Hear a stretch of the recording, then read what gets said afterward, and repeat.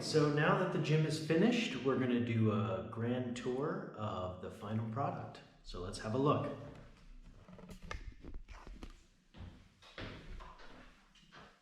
Hello, can I come in? Yes, Dad. Oh, thank you. All right, let's open the door all the way. All right, so here is the gym. We already have 2 members of the gym coming for their morning workout, right? You guys getting your Lego lifts in? Yeah. Yeah. All right, so let's start the tour here by the dumbbells.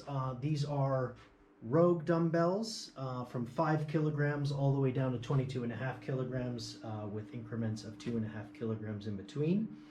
Nice, solid rubber hexagonal dumbbells. I got them from Rogue Europe, which is based in Belgium, and so I had to pay for the shipping as well as the import duties into Switzerland, which basically doubled the cost of the dumbbells themselves. But that was fine, given that 1, dumbbells are really hard to find during COVID, and so I couldn't even find anything locally. And then 2, even if I could, they tend to be pretty expensive in Switzerland, so this worked out well. In addition to the dumbbells, don't have a lot of room for kettlebells given the limitation of space here, so I opted instead for this kettle grip, which is an adapter that wraps around each of the dumbbells and sort of turns the dumbbell into a kettlebell. Not a perfect solution, but sort of acts as a reasonable facsimile of a kettlebell, and again, given the limitation of space, I think was a pretty good option. As far as the stand goes, this was just something I purchased from a local equipment supplier called Gorilla Sports. It's relatively inexpensive and does the job, and I think has a fairly nice design element to it. Fits all the dumbbells, not a lot of room for anything else, but that's okay because I don't really need anything else. So moving over here to the Technogym Unica. So this is the most expensive piece of equipment that I purchased, and I needed something for strength training, but obviously, again, given the limitation of space, I couldn't fit in a lot of free weight equipment like benches or any of the circuit strength training machines, and so this thing really kind of takes the place of all of those and does a pretty good job at most of it.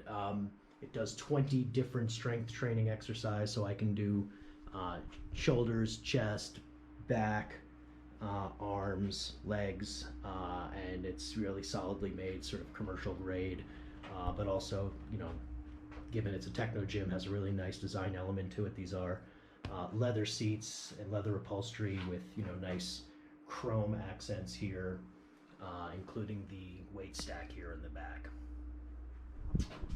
Moving along here, this is the Technogym Skill Bike.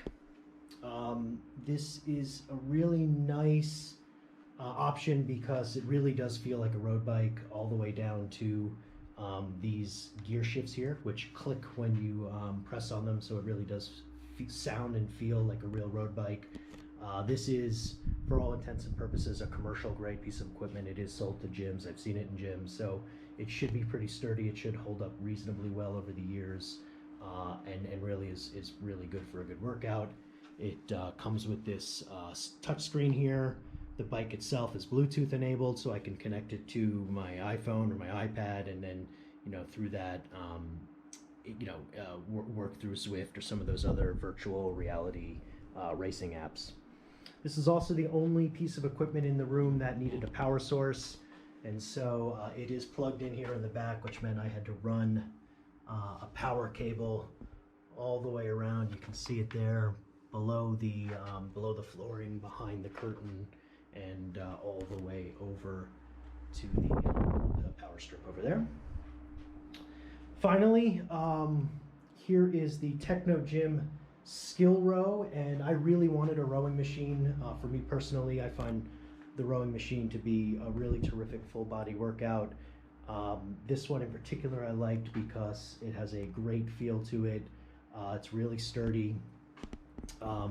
It also has, sort of not just your typical resistance levels, but also power levels here, which make it really, turns it into much more of a strength training exercise. And so you can do some good interval training by switching out between kind of regular rowing and the power rowing. Also has a nice screen here, and overall a really terrific workout. Last but not least, something that's critically important if you're going to be working out in a storage room, and that is the fan to keep the air circulating. This room can get pretty stuffy. There's only a couple windows up there, which I leave open, but the fan was pretty necessary to keep things cool in here. And so yeah, with that, I'm gonna wrap things up. We'll probably make some tweaks and additions over time.